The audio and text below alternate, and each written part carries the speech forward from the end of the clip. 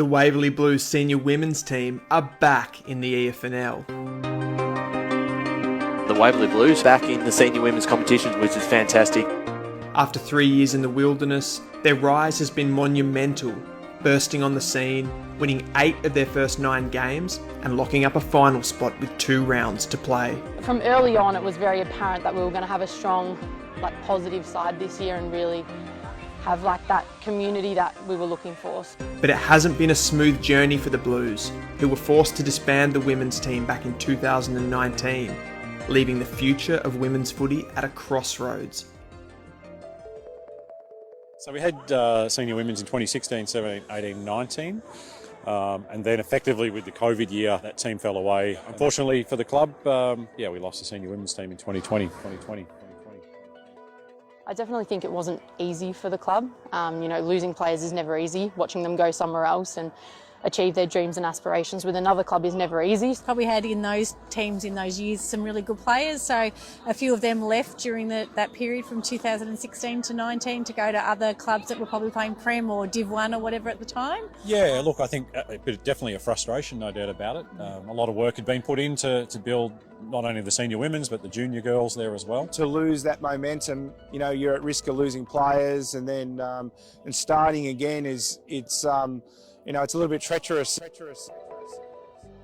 It's really driven from the broader committee that we needed to have a women's subcommittee to set the path for returning to women's football. And the senior women's committee were really strong at that point, and they just pushed. They wanted a women's team, they wanted it now, and it was going to work. At the same time, found a coach, Clint Martin, who was able to bring a handful of players with him. So those more experienced players combined with our junior under 18s, about 10 of those came up into the team this year, really formed the nucleus of the team. Drive from them really pushed everyone to just believe that it would happen and believe that it'd be a good side, and I think that's just carried right the way through, from the boys to the committee, right the way through to us girls. There's just so much positivity surrounding us, and it's always been easy, I guess. I think, from very early on, we set some pretty big goals for us. We'd love to win a grand final with the senior women's team. We all sat down at the start of the season. What were our goals? What did we want to achieve? We'd always said that we wanted 8 wins, which we've already achieved. So that was a goal that we got to probably a lot sooner than a lot of people thought we would. Here we are, 8-3. It's been amazing. No one ever thought. We've sort of flown under the radar a little bit, and near the end of the season in the top 4. So everyone's really stoked. I'm stoked as a coach. Couldn't ask any more from my players and the people around me. It's been really great. Here's their best chance here. Putting it on the boot there. Elite Ball rolls through and kicks a goal.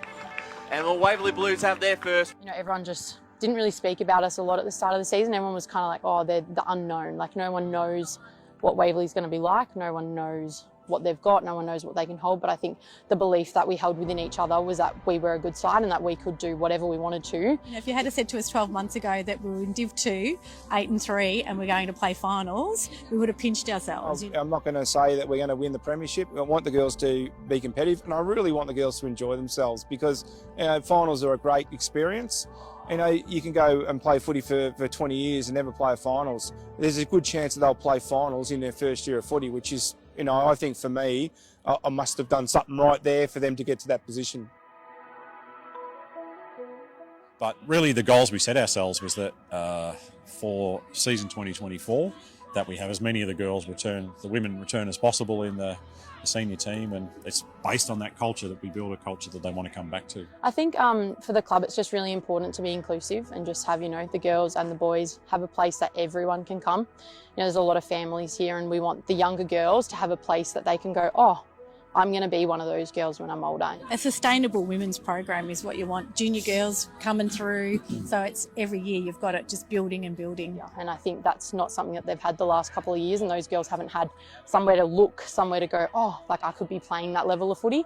There's a new energy, I think, around the club. You see it in social functions, you see it at Thursday night dinners, you see it at games on Saturdays up at the main ground, that there's just a new energy between, real camaraderie between the men's team and the women's team, and they all support each other. So just to try and make sure that those younger girls know there is a foundation that's getting set up for them for when they're older, so that they can stay at Waverley and carry right the way through. And I think our women's program's only going to get stronger from here.